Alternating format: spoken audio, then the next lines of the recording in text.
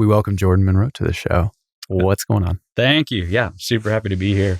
As a former MBA grad, I love coming back. It's every time I come back to Mays, it's always really special for me, for sure. Mm-hmm. How's your weekend? Oh, it was an awesome weekend. I got to spend all of Saturday with my daughter is 5. Her name is Sedona, and Mom was in Dallas with a friend at this market thing related to the farm, and so I could spend the whole day with Sedona. So we did a lot of farm activities. We got the tractor out and moved a lot of dirt, and we chopped some wood. And she loves that kind of stuff, which is really fun for me. So yeah, I mean, it was a great weekend, just having a lot of daddy-daughter time. How did you come up with the name Sedona? Always wondered about that. Yeah, pretty intentionally. I guess most people probably are pretty intentional about naming their children. But so Sedona, Arizona was important to my family. My family has ties there. My grandmother spent some of her childhood living there, so I've been there several times. Georgia and I honeymooned in Sedona. Huh. And I remember very clearly the moment I thought, oh, that's a great name for somebody. We were on our honeymoon, and we did a hot air balloon ride. And so we were floating over Sedona, Arizona. It's just beautiful. And the pilot of our hot air balloon was telling us the story of this place. And it's named after the founder named it after his wife, whose name was Sedona. And so that was the time I was like, ooh, that's a great name, right? Because we wanted to have a name that was unique and but not too far out there. Right. And then right before Sedona was born, my grandfather was passing, and he was very sick at the time. We knew that it was right around. He actually passed, I want to say 3 days before she was born. And he was going to have his ashes scattered in Sedona. And so it just felt right. But we did, the last time we saw him, we told him the name, and we told only him.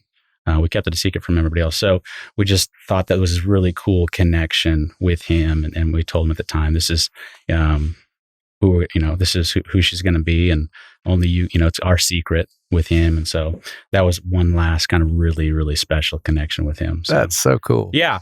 Yeah. And we really like the name. Yeah, I like the name too. What is your favorite superpower? So I love this question. And I'm sure you have probably spent a lot of time thinking about that question. I like the question because it validates all the time that I've thought about this question growing up. And of course, it's changed over the years. When you're a kid, it's like, you want to have laser eyes, right? But not a whole lot of practical purposes for laser eyes. True. Right. So, and of course, flying, who wouldn't want to, right? That's a great answer too. Yeah. But when I was thinking about this question from a pretty practical standpoint, I just think it'd be really cool to be able to find things that nobody can find, right? Solve mysteries.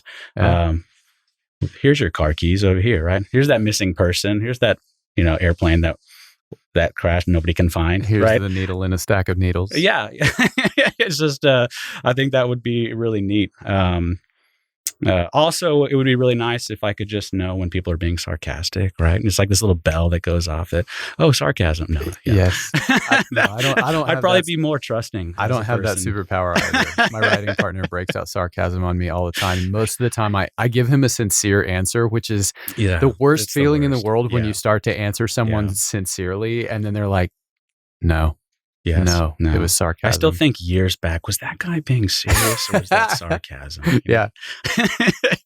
Yep. I think that about Shannon sometimes. She was being sarcastic there, wasn't she? Give us 60 seconds on your road to Mays. Sure. So I'm from Southern California. Mm-hmm. What part of SoCal? I grew up in Corona, California. Okay. Yeah. My mom still lives in the home I was born into. Oh. So lots of roots in Corona, California. Yeah. Went to college at California Baptist University. When I graduated, I enlisted in the Army. I did 5 years in the Army. Mm-hmm. that was a wonderful time. I was actually trained to be a Korean linguist while I was in the Army. And then from there, after the language school, I pretty much spent all of my time while not deployed in Texas. I was at Fort Hood. And so it was really 3 years of being in Texas. I had married a Texan and just really loved Texas. And so when I got out of the Army, I applied to come to Mays for MBA school. So came to A&M. And then I guess that answers your question. Just coming from the Army, didn't know what I wanted to do after, right? I mean, I was in signals intelligence, and there's not a whole lot of practical applications for that other than to go continue doing that specific thing, as a contractor, usually with the NSA. And I had zero intentions of doing that. So it's kind of felt like a fresh start or a start over. And what better way to kind of figure out what's next than go back to business school. So you speak fluent Korean? No. Okay. Yeah. That would serve you well in esports. It's another subject near and dear to my heart.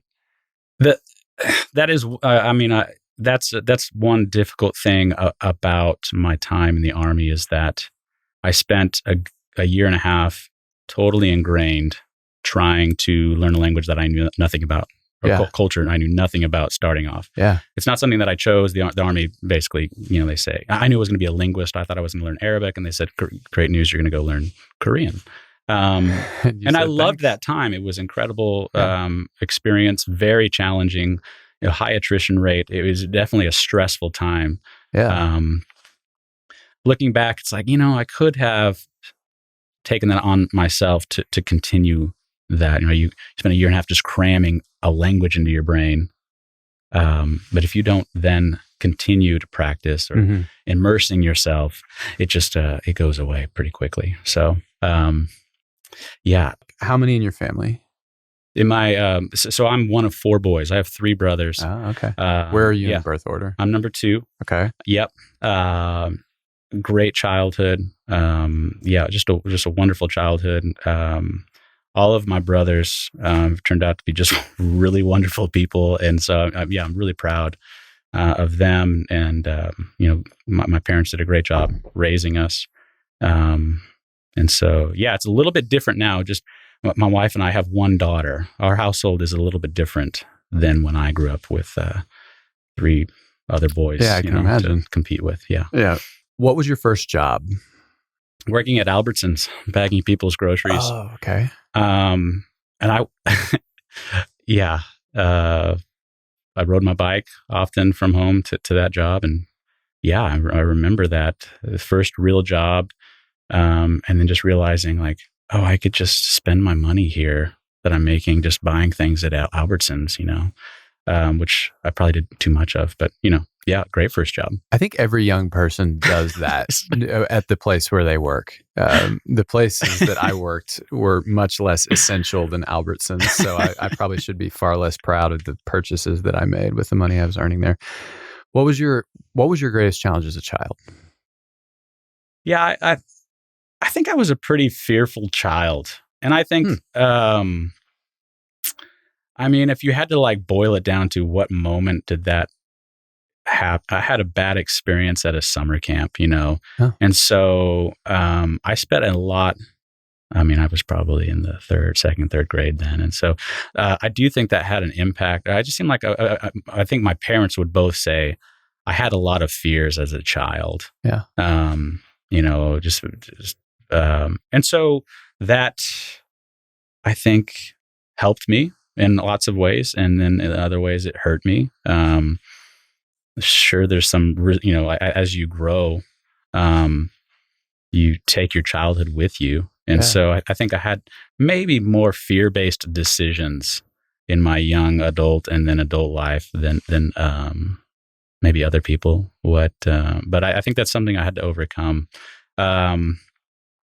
Maybe another challenge was my mom, still to this, she started it when we were young, but still she runs a musical theater company, which if your mom runs a musical theater company, you're going to be involved with the musical theater company. And it was something that I was proud of and had a lot of fun and had great friends. But I also played baseball through college. I played at Cal Baptist. I played baseball through, and so and those two cultures, those two activities don't mix a whole lot, right? Just the cultures of those two things, and that's something as a kid I tried really hard. I didn't know how to live with both those things very well. Kind of really tried to keep them separate, and I think that influenced me as a kid more than it should have. I can see how that would be. Yeah. Especially because within those cultures, probably less so now than 15 years ago or, 10 years ago. But there's a bit of mistrust between athletes, not always, but it's a story that you hear in stories is the athlete who's also a theater performer, because those two things seem kind of culturally at odds with each other a lot. You have the stereotype is you have jocks picking on theater nerds, and then, sometimes the theater nerds rise up, and I've been on both sides of that equation too. But what did your parents do, and how did that impact you? Yep. So, mom running the theater company, that was, it's not. Was that her full-time job? She started it. Yeah. Okay, she's the everything to that company. Yeah. Okay. And yeah, I'm really proud of her. I mean, she's become, in Corona, you know who Cindy Monroe is, because of everything that she's done and all that she's involved in and all the kids' lives that she's impacted. And so, so when we were kids, I mean, that was like, it was just starting. It was this fresh thing. So mom did that. My dad worked for a pharmaceutical distribution company. He started off as just delivering, and that allowed him a lot of flexibility. So he was really involved with our extracurricular activities. His job allowed him to be, and he made a lot of choices with his career so that he could stay super involved with us. And I really thank him for that. So, he was always involved with my baseball stuff, and then there was the theater thing that we were all. We spent every day was somehow, it seemed like, connected to what she was doing with the business. You described yourself as a fearful child. And then you go into the MBA program, and there are all of these stable paths laid out before you, all of these safe paths. And you choose one that is certainly non-traditional for an MBA student. I mean, I'm sure there are many MBAs that do this kind of thing, but relatively speaking, it's not the classic go do analytics for a big corporation, go do supply chain for a rising mid-major, that sort of thing. What made you choose to go into mortgage lending? So I love this question because I think it has, when I've spoken to the MBAs, right? I guess 5 or 6 years now, I've gone back and had a chance to speak with them. And I always try to give this advice that you have more control over your own path, your own, not destiny, but you have more control over what you're going to do next than you even realize, right? Yeah. I had just come from the Army, which is the ultimate big corporation, right? It's the ultimate big company. Yeah. I did not want to go back into something like that, right? So that was already, I knew, when I was at MBA school, I didn't go to a single job fair. I already knew I was not interested in that path. Okay. I'd been given some really, really good advice when I was coming out of the Army before MBA school. I had been given some excellent advice that I like to give, and I've said it many times to the MBAs, and the advice was, start calling people. Start calling people, invite them to coffee. Don't ask them for anything. There doesn't need to be any prerequisite why you're calling that person. Even back up one step. Just start with the people that you already know and that you trust. Ask them to introduce you to people that they think are interesting, right? Not, hey, can you introduce me to somebody that can get me a really great job? Yeah. Right? Just, hey, who do you think is worth talking to? Yeah. And I started that, and it's one of the benefits of being a veteran, and I would say it's the same benefit that students here have, is that you're coming from a place of what I would do is say, hey, I'm getting out of the Army. I have no idea what I'm going to do next. I know I'm not going to do what I was doing, but I'm just starting over. So-and-so said that you were somebody worth talking to. They just said the greatest things about you. And I just want to have a conversation. I promise you, I'm not going to ask you for anything, but I just want to visit with you because so-and-so who I know, y'all are good friends and you trust him. And he says, and I trust him. And so can I just get some coffee with you? Can I buy a cup of coffee? This is the best form of networking. Right. That's a good phrase for title. What you're talking about is Keith Ferrazzi describes this process, exactly what you just said in his book, Never Eat Alone. Yeah. And he talks about the opposite, the other side of that coin, the networking jerk who's, just passing out business cards, shaking everybody's hand, making no real connection with anyone. It sounds like what you're doing is the opposite, which is what Ferrazzi describes. The phrase he uses is health, wealth, and children. And what he's talking about is how to create a deeper connection with people. And it sounds like that's the approach that you've taken with this, which is to connect with people as ends of themselves, rather than a means to another end, which is how can I get a job? Right. Yeah, please. Well, I was just saying, if you take that, stuff. And so I just did this class with the MBAs, those who came. This was my point: is like the MBA, business schools in general can have have the opposite approach of like you get your business cards and you go to the networking event where throw them around like ninja stars. Right. And you are one of many sellers, right? With few buyers. Reverse that. Be the only seller and go to find as many buyers as possible, right? But as a student, you can take that same approach where, like, even if you are coming from, you've had a very successful career up to this point, right? Yep. And now you're going to MBA school where you're a student again. Use that to your advantage. And it's the same thing where you could call somebody and say, look, so-and-so gave me your number. They said great things about you. I asked them to just connect me with people that they think are worth talking to. I'm a student and you're the master, you're the teacher. I'm a student and I would love to spend some time with you, just visit with you. People want to help students, right? Unquestionably. People don't want to help people who are saying like, look at what I know. Let me show you what I can give you. Let me show you why I'm worth talking to. Sure. Like I know nothing and you know everything. And I just want to ask you questions and I'm just going to absorb, right? That leads to a thoughtful conversation that leads to that person who has been edified and has been honored is going to want to help you. And so usually the next process or the next step of that is, hey, I've just loved this conversation so much. And I just, thank you so much for the time. I would love to continue this. Who do you think is interesting? Who do you think is worth talking to? I love this. Right. And this isn't me. This was advice given to me by somebody who I just think the world of.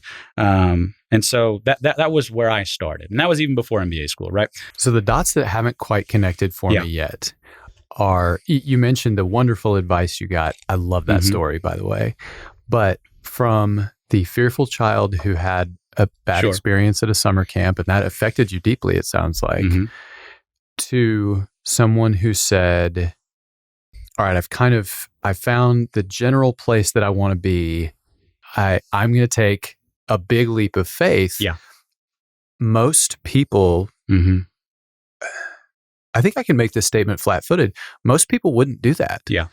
So why? So what is the arc from the fearful child to this possibly fearful adult who nevertheless said, I'm going to face this fear. Yeah. I'm going to confront it and I'm going to push through it. Yeah. What made you do that? So I think I had dealt with those issues earlier on. Okay. And so, and I, lots of successes since then. Yes. Of, success through college and success with playing, sports, and then in the Army having successes there. Yeah. I learned to trust myself. Okay. And I do think it came down to, again, even when I chose to go work for the bank, I already knew the direction I was heading. Right. I chose, when I left the MBA school, I went to work with a salary that was far below the MBA average. And I knew that. And I was perfectly fine with that because I did not care what that number was. I cared what it was going to be in 5 years. Yeah, me too. And so I knew that the path that I was going to take, somebody told me, look, sales pays. Also great advice, right? Also great advice. And I was given, and so to me, I was more concerned with, to me, when I thought about sales, it was, do I have something to sell, right? Is there something, is the value there? I was more concerned, as long as I know that what I'm selling, there's value there. Yeah. Then to me, like, okay, yeah, I'm perfectly fine going that direction.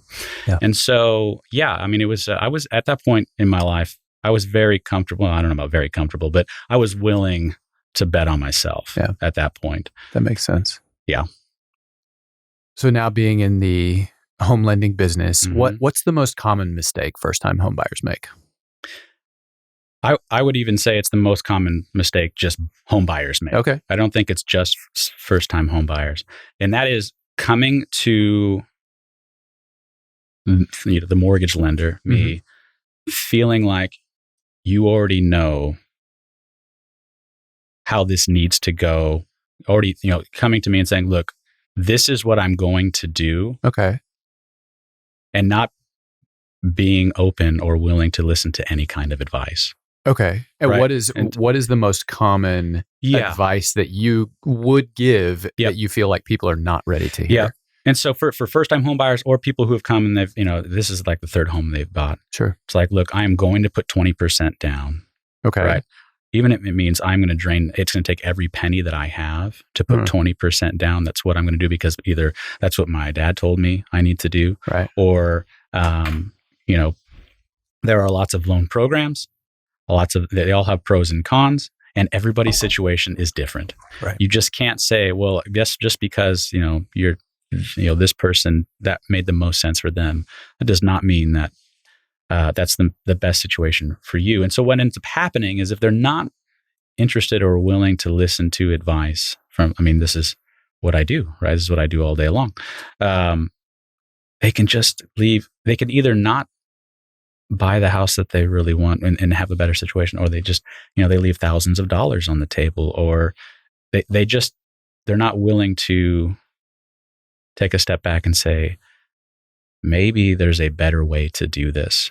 Right. And so, typically somebody has an idea what they want to do and we'll go through that and I'll say, yeah, you can do it this way, but here, let's take a look at this also. Right. And it all goes back to trust of it's like they're coming to, and I understand that it's probably a healthy mistrust of going to somebody who's a salesperson, right? Who's trying to sell.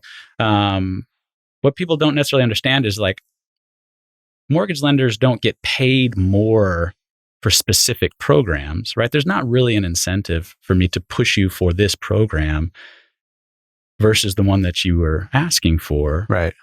That's good to know, honestly. Yeah. I don't. Sure. And nobody would know that. So yeah, there should be a healthy mistrust of and so that's part of my job is to try to break down the mistrust and just, show them that, I really do have your best interests. Right. Yeah. And we could talk, that's another reason that I got into this business. Somebody, who was in the business is like, look, with your background, you can do really well in this profession, just being not that guy. You think about mortgage lenders and they're often, equated to used car salesmen. Right. So just another version of the networking jerk we talked about earlier. Yeah. Yeah. So just don't be that guy. And people will respond to that. Right. And they have for sure. And so you just take I take my MBA approach and say, look, this is a large financial decision. For most people, it's going to be the largest financial decision that they're going to make, definitely up to this point in your life. So let's take that approach, right? Let's not I'm not an order taker. Right? I'm not like, this is not McDonald's. Let's sit down. Let's talk about goals. Let's talk about financial goals. And that's one way more interesting to me. Becomes much more of we're problem solvers, right? Let's solve, and sometimes it's just making the best situation for somebody, or sometimes it's let's find the find the answer so that you can buy a home, right? And so all of that's just that's much more interesting to me. So yes, if you can just that was something, the advice given to me early on is just be yourself, care about people, right? And build a reputation around that versus I always got to sell the most. In the beginning, like there is that when you're just starting, every deal is so important and every relationship you think is so important, right? Yeah. This is probably no surprise to you, but there's a lot of real estate agents that are not fun to work with, right? Not surprising. There's but in the beginning you feel like you want everybody to want to work with you. And so you work really hard at that. Now I'm in a much more healthy place of just like, we're not the best fit. And so we don't have to work together. And that's perfectly fine with me. Same thing with clients. We're not always the best, the most compatible. And that's perfectly fine. It's a much, easier place to be. And so, I'm much more comfortable just knowing my service, my value, my product, what it looks like to work with me. I have a much better idea of that. And it works. And for those it doesn't. And that's perfectly fine. In broad generalities, I'm going to tell a story on you. We've been kind of working adjacent to each other on our home loan situation. And we had hoped to take another step forward with that. And there were some unexpected hiccups with that process. And you made a not insignificant gesture following those hiccups that was very meaningful to us. And it was less about exactly what you did than it was about why you did it. And honestly, you were probably more upset about the whole situation than I was. And seeing your reaction to that made me think, no, this is who we want to work with long run. And what happened this month or today or next month is in some ways inconsequential. It's really about values. What does this person think is important? And that's in another respect, that's why we're here. And that's why this institution, that's why this show exists, is because those principles mean something. And to be a part of an institution that does really good business, advancing the world's prosperity, where those values are a big deal and they're more important than the bottom line. That's important. Cool. Yeah. What is the most inspirational success story you've experienced with a home buying client? There's a lot of them. And you always love, of course, when somebody who's trying to buy a home has been told no by somebody else, and then you're able to make that work, right? That's a wonderful feeling, and it's very, it's awesome. The one that I think about the most when I get that question is specific to this young man who was buying his first home. He was a veteran, and he had been given not great advice to basically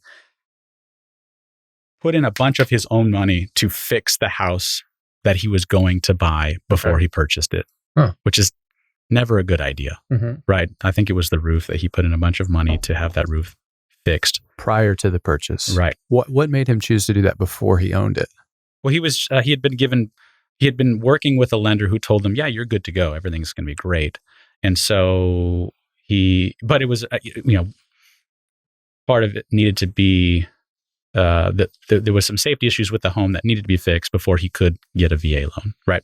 So he just went ahead, but the seller didn't want to do that. They didn't want to put any money into fixing the things that needed to be fixed. So he did. Well, then it came time to, we're getting pretty close to closing, and his lender said, "Oh, we made a mistake. You do not qualify for this," right?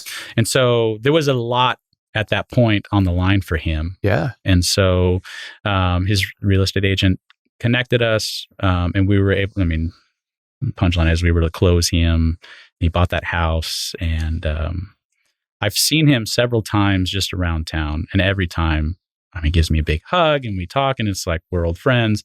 And I do think, man, that was just, we were able to take what was a really bad situation for him at that moment in his life. He's a young man. He had put most of his money into fixing that house that wasn't his yet. And we were able to help him so that he could purchase it. And it meant a ton to him. And so obviously, it was awesome. You go into mortgage lending, you gamble on yourself, your ability to do sales, which is really helping people buy things, and a very people-focused career. Yeah. And then you start a flower farm. You and your wife start a flower farm, and you've become kind of an Instagram sensation.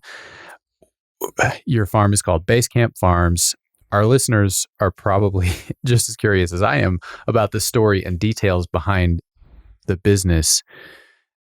How did this farm begin? What inspired you and your wife's passion for this?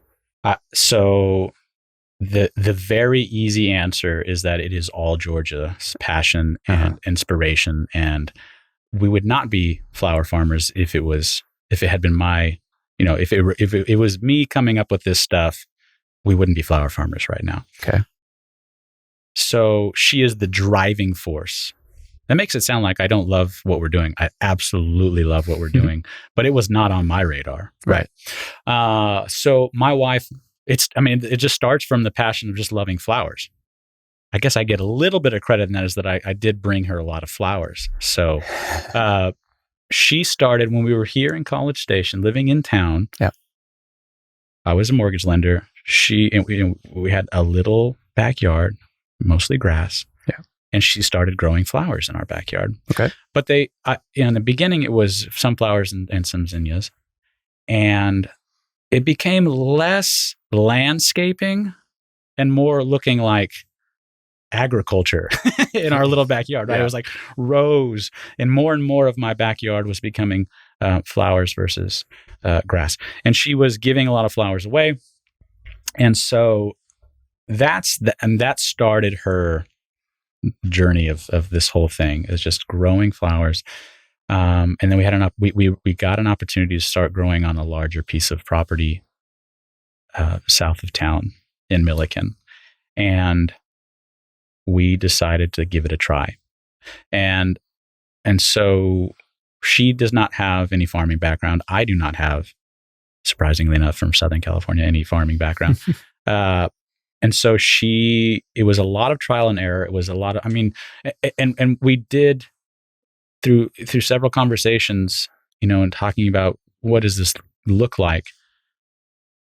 She took the approach of, we're just going to find out everything we can about this. So she contacted all the professors at A&M that had anything to do with horticulture or growing. She did. I'm so proud of her for just taking that, for doing exactly what you did. Right. We had that. So, yes. And so that we did talk about that a lot. It's like, look, this is not unlike coming from the Army and going into lending. That didn't prepare me for what I do now at all. And so you don't need to have background in this. And so, certainly YouTube, somebody asked us how we got into it. And I said, we watched a lot of YouTube, and she did not like that answer because it's, it made it sound like it was much more simple and just kind of, it just kind of happened because we watched a lot of YouTube, and that's definitely not true. But we definitely use that as a resource, right? Sure. You can find a lot out. We took we signed up and paid for several courses, online courses that were very helpful. Yeah. And we just sort of went for it. In the beginning, we did think it wasn't the vision of we're going to grow as this flower farm business. It wasn't really that. It was we planted in that first season. We planted a bunch of vegetables. I don't know what we were thinking, but we're like, we're just going to do everything. Right. And I'm sure that's very common, right, with people who start a business and have this idea that's not really defined yet. Yeah. Try a bunch of different stuff. Yeah. So we did. What works. And that was, we quickly realized after that first season that we just weren't into vegetables. There's a lot of reasons why they're very different from flowers. There's a lot more post-harvest, steps that need to be taken. You got to wash the vegetables and all these things. And so after that, we said, you know what? Why are we doing vegetables? We even we did a CSA, which stands for Community Support Agriculture. That first season, we just trying to figure out what are the channels that we're going to start selling this stuff. And so one of what we thought was a great idea was to have people sign up, and we would deliver them a box of vegetables and sometimes flowers on like a weekly basis. And so we used our CrossFit gym as kind of the starting point for that, because we had lots of people that we were in community with and that, knew kind of what we were doing. And so they were like, yeah, and so a lot of them signed up, and that was a terrible idea because one, we had no idea what we were doing. And I quickly realized, man, there's a lot of pressure to now we've had these people sign up and they're paying us money. And they're in your community. And and they're in our community. And now we've got to make sure that we have correctly predicted our planting cycle, and we have enough to provide them. And then there's just this, what we weren't expecting, this whole expectation on people. I mean, people want to get a good deal, right? And then probably a lot of this is just our perception, right? Because we wanted to make sure we were providing value. Of course. And so there was a feeling that we're probably charging too much. And we don't have any carrots this week. And so we're going to substitute it with something else. So there was all this pressure of feeling like we have to perform, and we just weren't ready for that. We were not organized enough. We didn't have enough product. And so, and I just remember the first time we were putting all the boxes together, I remember taking a picture of it. One of the few Instagram posts that I made that year. And it was just like our hallway just full of these boxes filling up. And I was like, of vegetables. Oh yeah. Vegetables. Okay. And, I was thinking like, oh my gosh, we have committed to doing this every single week. And I have no idea where it's going to go. I have no idea when we're going to have, run out of these things. And, right. And so anyway, so we decided that's a terrible idea. We're not going to do that right now. What makes flowers different then? Yeah. It's because it seems like flower farming could be every bit as stressful depending on what your delivery schedule is. How does that, what distinguishes those two businesses? Well, and I think it's there's really, to say that, vegetables were more challenging, that's not really true. Flowers are as equally as challenging. It's just different. And it just came down to, one, we're not passionate about vegetables. Okay. Georgia is passionate about flowers. They smell really good. And they're very pretty. I mean, and so, really what the farm is, because we didn't need the farm, right? It wasn't, hey, it wasn't, hey, we need a second source of income, so let's start a farm. I mean, that would be a terrible idea. There's just so much investment in the beginning, right? Farming's expensive to start. I mean, there's just so much equipment. And we also bought a bunch of equipment because of the vegetables and stuff that we realized, why did we do that? That was a bad idea. But it's more about the life that we want to live. That's the point. That's the point of Basecamp Farms for us is we want to do something meaningful. And Georgia had this necessary passion to make it what it is now. And it's still in its infancy stage, in my opinion. But it would have never gotten to this point if she wasn't as passionate as she was, right? It would have fizzled out, right? Maybe after that first season was like, whoa, this is a lot of work. Why are we doing this, right? We don't need this income. But it was never about that. It was about, this is the life. Gosh, can't you just picture, we just spent so much time talking about what could this be, right? And so it was much more about just that lifestyle that we were hoping for. The flowers, Georgia has become an authority figure in that community. In fact, right now, like as you and I are talking, she's at the farm. There are 38 flower growers from around Texas at our farm doing a seminar that she put together. Yeah. And she had several speakers, and she's one of them. And they looked at her and it's like, we haven't been doing this very long, but because of her passion, because of her hard work, she's become an authority figure in that community. And so all of that is why we're doing it. All that is worth it. We were never going to do that with vegetables. It just, it was just not something that we were interested in. You talked both now and earlier offline about reflecting the life you want to live. Mm-hmm. So we see where that has come so far. What's the vision for 5 years from now, 10 years from now? Does it just get bigger, or is there a new direction that you want to take it? Or what's in her mind? What's in your mind for the long run? I think the long run is to what I would love for Basecamp Farms to become is like an institution right here.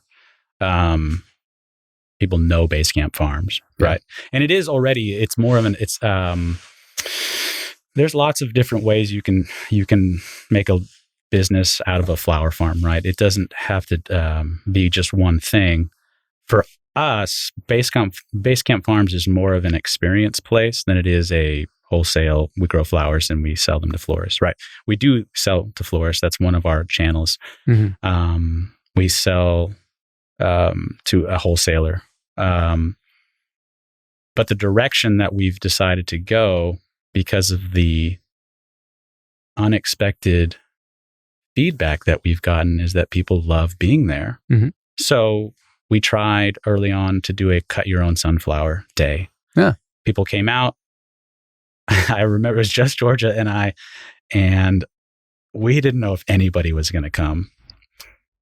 And a lot of people showed up. And so it was a little bit nerve-wracking, because I was like, oh my gosh, where are all these people going to park? And so I spent the whole time just directing traffic on people parking. And it was like, oh my goodness. I mean, I think 100 people came, or 100 cars showed up, and we were totally unprepared for that. I didn't have cones out. I didn't have signs saying this is where you go. And so it was just chaotic. And so the feedback we got from that was like, wow, people love being here. And so now when we talk about the farm, it's not how do we grow the most flowers possible. It's how do we have a place where, yes, we are selling flowers, but it's also more about the Basecamp Farms experience. And so we've just finished, as of this week, we've built an event center. It's a pavilion, very large. They turned the electricity on this week. Rob Crowley, he's a good friend of mine, built it, and he did a great job. It's now an opportunity to host like what George is doing today. It's kind of the first event that we have in mind for it. But now she can do workshops, make your own bouquets and classes, and we can facilitate a lot more people comfortably than what we could before. We have men and women's bathrooms, and we have, there's just a lot more space to facilitate that. And so the direction in 5 to 10 years is we want it to feel like it's a destination. Right? It's somewhere that you can go. You can learn about farming, or you can just experience it. Right? One of the things we learned early on is that when you have a flower farm and you invite people to come out, they expect to see a lot of flowers. Well, if you are a flower farmer that's selling to a lot of florists and wholesalers, you're usually cutting those flowers before they're all the way open, right?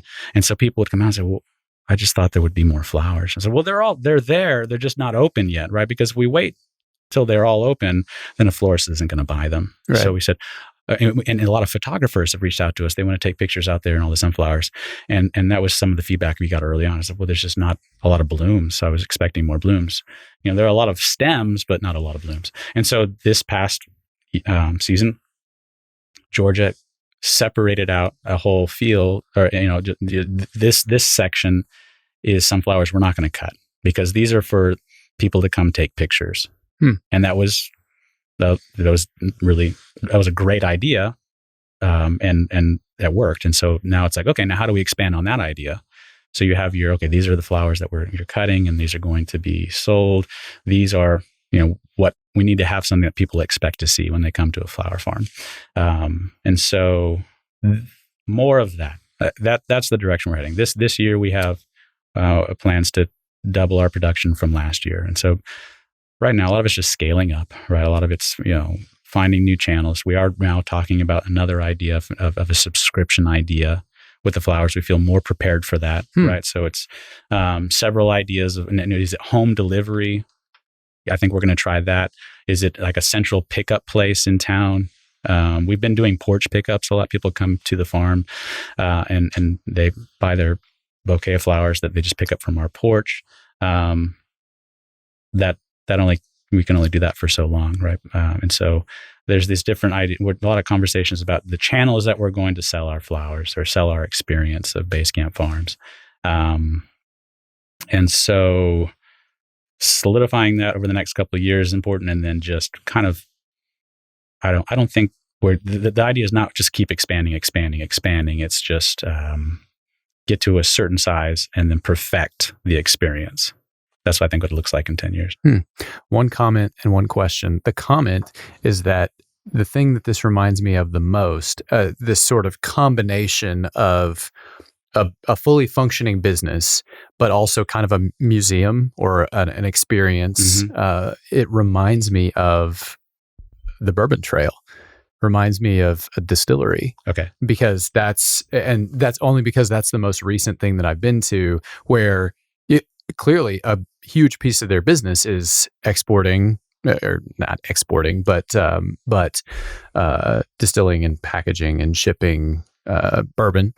But also a big piece of their business is come see what our business looks like and come see the rich traditions at work here and all of the history and so forth.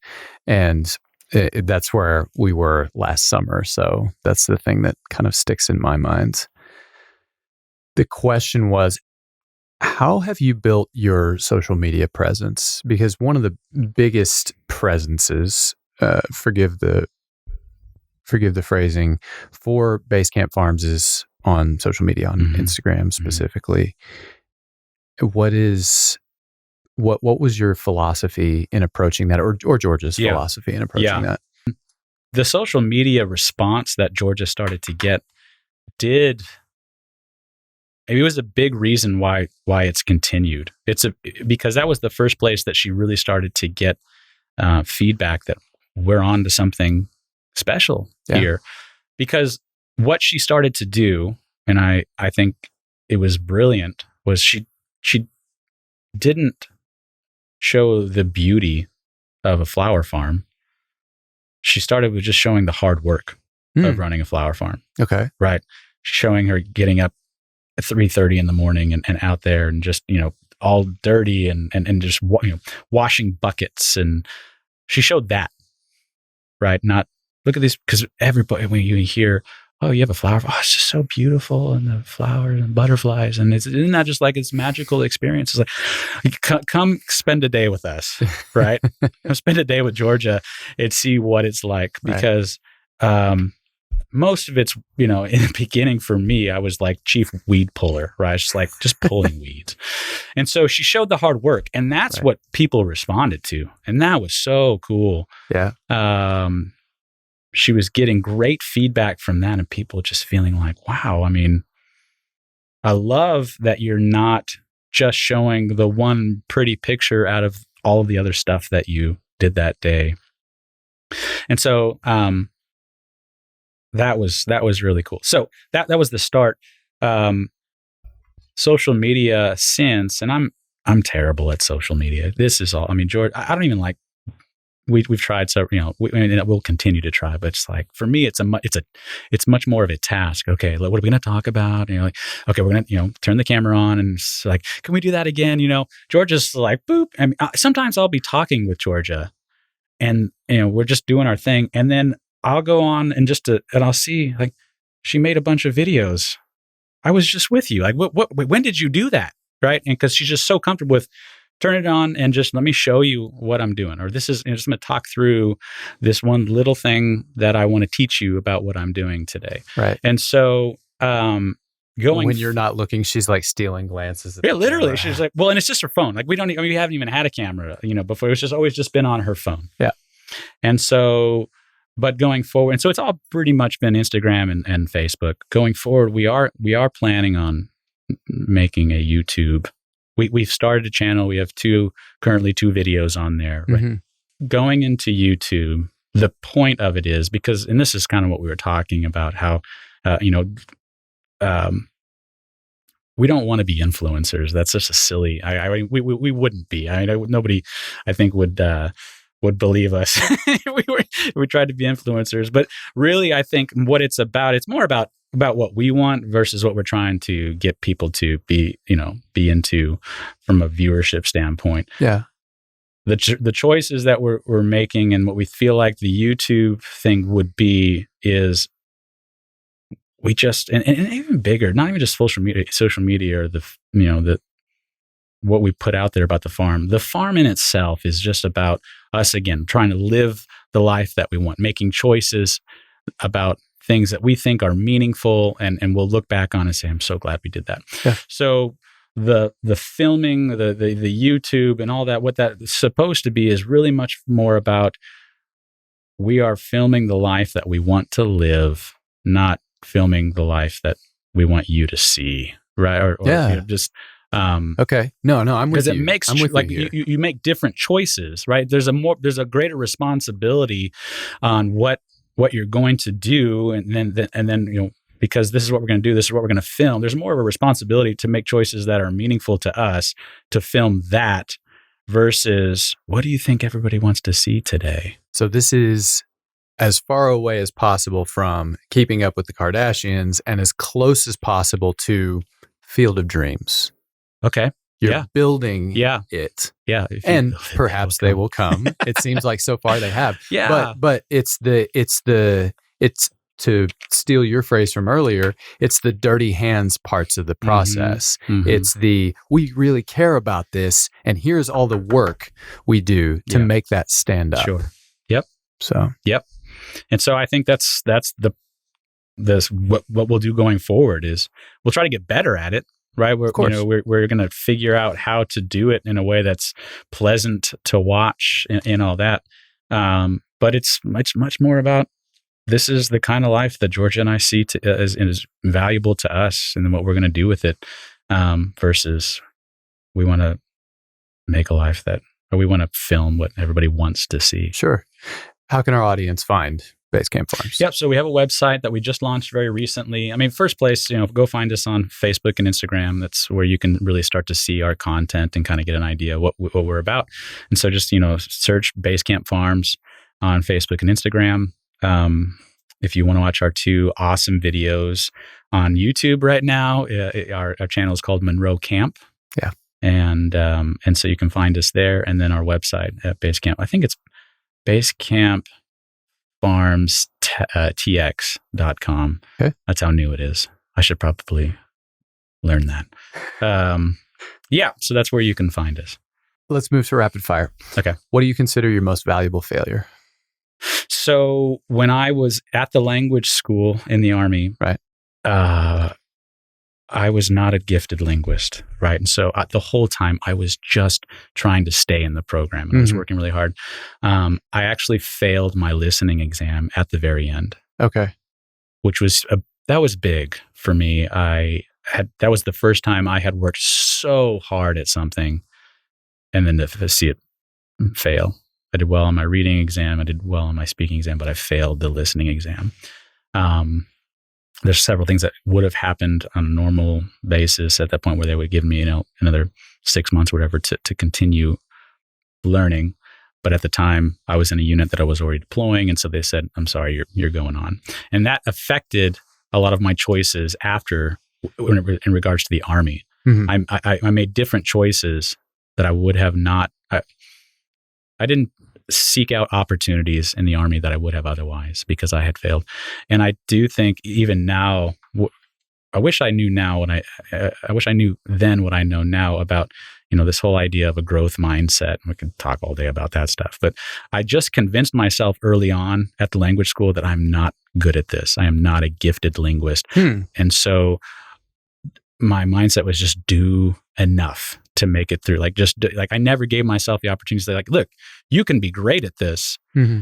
And so I convinced myself this is not something that you're not going to excel at this. So just work really hard so that you can just stay in the program. Right. And then I failed that exam, which kind of just reinforced what I was thinking about myself. And I think if I hadn't thought that way about myself, I would have done fine. But I knew I was just like, I think you're just good enough, right? And so that had a lot of implications. Even, I've had to kind of rewire my brain to think, and I think very differently now that if you give yourself a chance and you are committed to the process, you can do anything. Right? And that's how I think now. But that put me in a rut for a long time. Yeah, I bet so. Yeah. What do you think is people's biggest misconception of you? I think because of the job that I have and the amount of time I spend talking to people, there's an expectation or a thought that I'm a very extroverted person. I'm a very introverted person. Interesting. Yeah. And so, people who know me really well know that I'm a very introverted person. And you would think, well, why would you choose a job where you spend all day talking to people? But, I think introverted people can be great salespeople, because I think you have to take the approach that, like, I can't just wing it. I can't just use my extroverted personality to win people over. So I have to have a plan. I have to have tactics. I have to, take a much more strategic approach to this job. And that serves me well. So yeah, I'm an introvert when people think I'm an extrovert. If you could have anyone as a mentor for one day, who would it be? I love this question. So in the vein of how we've been thinking about the farm and how it's like, we want to film the life that we're living, the opposite of the Kardashians, as you said. Do you know who Jimmy Chin is?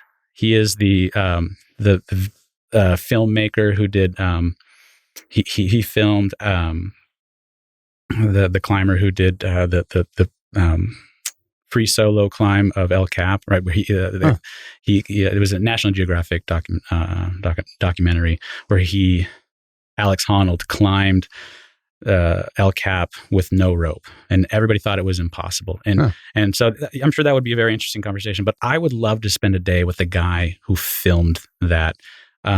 If you follow that guy, he makes choices. He's living his life for sure. He's an amazing athlete. He's an amazing storyteller, and he just seems like a really good person to me. Yeah. I would hate to find out if he's not. Please be a good person, Jimmy. But I would love to spend a day with him, because he has been everywhere. He's done a million really hard things, and he takes his camera with him and he films it and he tells interesting stories. And I think, man, he's doing exactly what I think ultimately, our version of that is like, we want to make all the choices about the life that we want to create, not the life that we're living, but the life we want to create. Makes you make different choices. I think he has lived what seems like his entire adult life doing that. I'd love to spend a day with him. Here's something interesting. I've heard the advice, never meet your heroes, because inevitably they'll disappoint you. Yeah. But I think if you could meet your, this person, Jimmy Chin, you said, in the context of mentorship, I feel like maybe that would work. Yeah.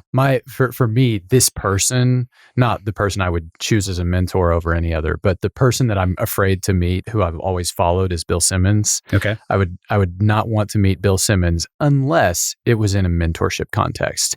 I feel like talking with Bill Simmons about media and how money has changed media and that sort of in sports and how it all ties together with entertainment and so forth, that would work. And so if this person is not necessarily the person that you would hope for, oftentimes if it's in a mentorship relationship, it just feels like it's easier to parse some of that stuff. Because I've worked with mentors who were amazing mentors, but you could kind of see the other, like their human side, maybe is a kind way of putting it. And I feel like that works better if the relationship and the structure of the relationship is already established, rather than you're just meeting this person on the street. Yeah. Does that make any sense? It does. Okay. Yeah. That's awesome. What is the most important advice you would give to yourself exactly 5 years ago? And for you, I'm going to change this question slightly to say right before you started the flower farm, however long ago that was. So it might have been 3 years ago. Yeah, we started 8 years ago. Fall of 17 is when we started. So right before then. Yeah. What advice would you give yourself other than don't grow vegetables? Maybe I have a better idea of I think that's impossible to know, like, what is this going to be? But to answer that question of just, I would say stop worrying so much. Oh. Right. Stop worrying about your business, right? Stop worrying about mortgage and, just, I don't think you can be great at one aspect of your life if the other aspects of your life are not doing that well, if you're not all in with those. Yeah. And so I would have told myself, like, look, stop worrying so much about your business. Just go all in, focus on being a great dad, focus on being a great husband. And when I look at Sedona and I watched the movie Inside Out this weekend. Have you seen that movie? Yes, several times. Oh man, it's amazing. And you have a daughter now, so when she's, when she gets a little, you're gonna watch that with her, and you're gonna start tearing up. And Doesn't so, take much. I just think of, what a beautiful movie, and just a creative way of talking about, how your brain works. And so it was fun watching that with her, and I just think, man, she's just growing so fast. Yeah, she's growing so fast. My relationship with Georgia, just as we started the farm, has it's become more complex in a beautiful way, right? And just, I think about, we're in a better place as a couple because of the flower farm, and just, I think which made me stop thinking so much about my business, right? And that I need to focus wholeheartedly on these other areas. And so the farm is our expression of what we want our life to be like. And I would have said, hey, focus more on that. Like, think through what your role is here, not just being a supporter of George's vision, but like, oh man, she had the foresight to say our life could be something spectacular because I think, of this passion that I have. And I should have, from early on, like, you are right. Right. I'm going in on that. The thing that I think we still leave out of career advice, one of the biggest inefficiencies remaining in business school and in the business culture, is we think about what you're good at. We think about what you love. We think about what you can be paid for, floor and ceiling. Mm-hmm. That's good. All of that is great. We think about what the world needs.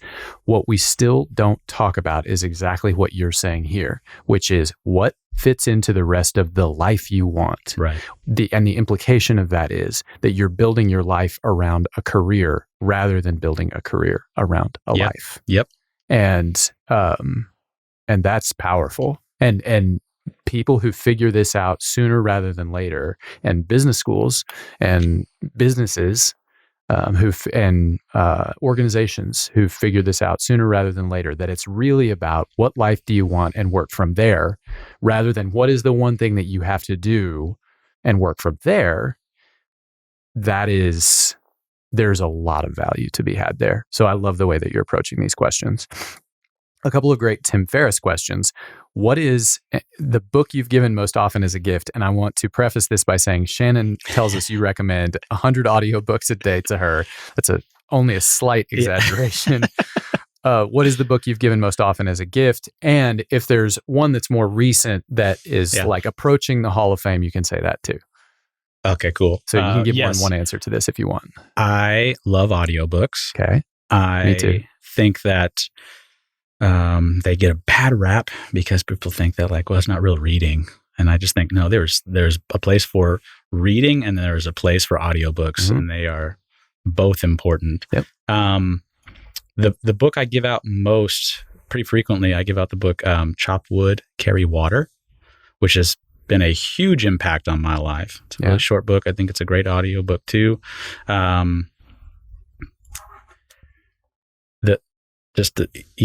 think everybody should read that book, no matter where you are in your life. And it's great I give it to a lot of real estate agents just really anybody.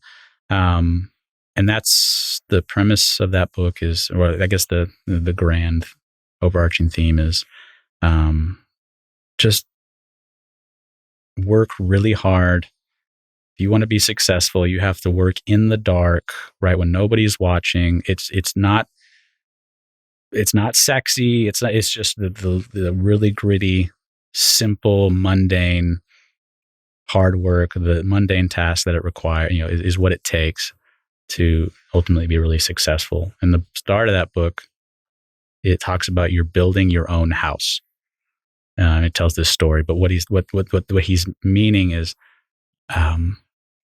think about your life in terms of the decisions you're making is going to determine ultimately what it's going to look like, right? So if you are building your own house, are you going to cut corners, right? Because you're going to ultimately be living in this home. Yeah.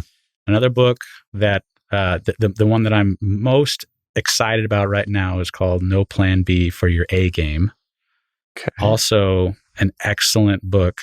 And he talks about the same idea of get into a relationship with your future self. Get really comfortable with thinking about your future self, because you're going to make different choices now if you have a relationship with the person you're going to be in 20 years, right? And so if you have a relationship, you don't want to let your future self down.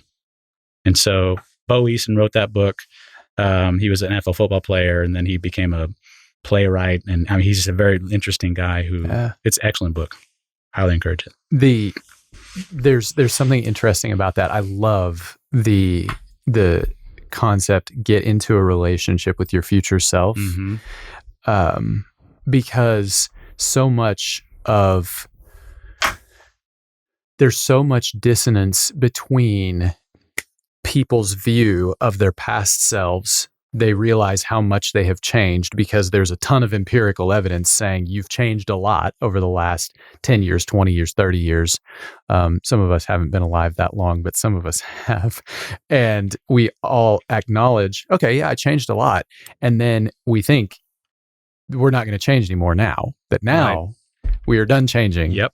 And that's never true. No. Ever. You're always in right fact, in the middle of it. The quote for today's episode, I'm going to spoil the ending, and I'll just come back to it on outro. We are works in progress claiming to be finished.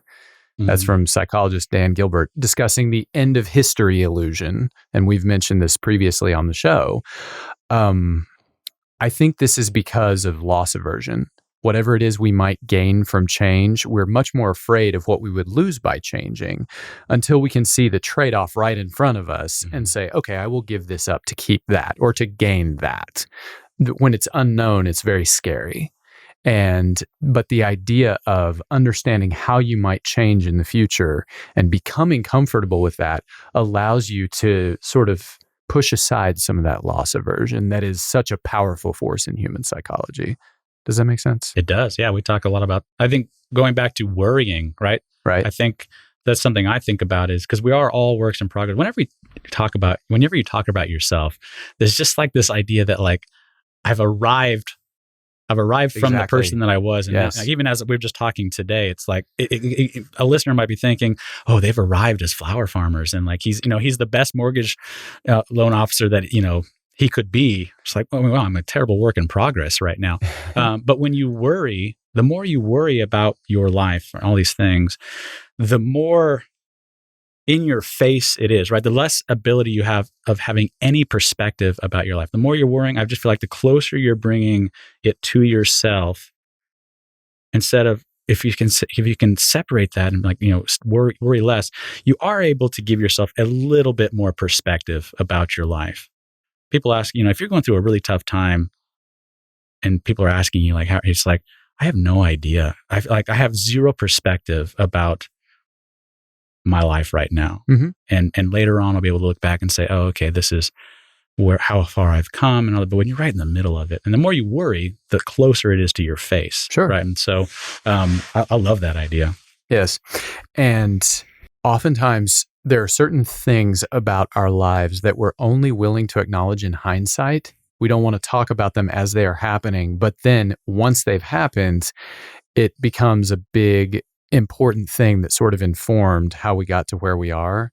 For me, the best example is when I was in LA, the first few years I was in LA, I worked as an insurance agent and was in health insurance. And then once my entertainment career got moving, I did less and less of that and eventually moved away from it. But I didn't want to tell anybody about that when I was first down in LA.